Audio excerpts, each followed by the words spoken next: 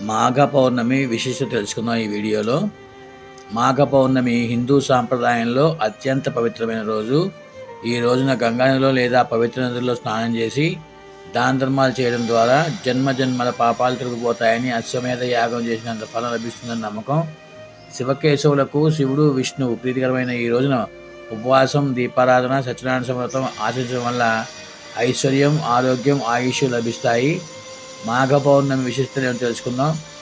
మాఘ స్నానం. మాఘమాసంలో సూర్యోదయానికి ముందు నదీ స్నానం చేయడం ఉత్తమం.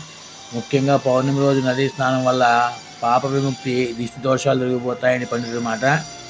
ఈ రోజున నువ్వులు వస్త్రాలు, నువ్వుల నూనె, గోదానం, తిలదానం చేయడం విశేష ఫలితాలను ఇస్తుంది. శివకేశవుల ఆరాధన. పార్వతీ సమేత శివుడిని, విష్ణుమూర్తిని పూజించడం వల్ల ఆటంకాలు తొలగి కోరికలు నెరవేరుతాయి. అశ్వత్థ వృక్ష పూజ. పౌర్ణమి నాడు అశ్వత్థ వృక్షం అంటే రావి చెట్టు కింద దీపారాధన చేయడం చాలా మంచిది. పూర్వీకుల అనుగ్రహం కోసం ఈ రోజున తర్పణాలు, శ్రాద్ధకర్మలు చేయడం శ్రేష్టం.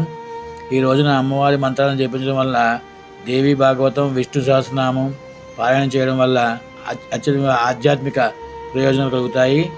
పౌర్ణమి రోజున ఉపవాసం ఉండి సాయంత్రం సత్యనారాయణ వ్రతం చేసుకోవడం చాలా మంచిది. సూర్యోదయానికి ముందే స్నానం ఆచరించాలి.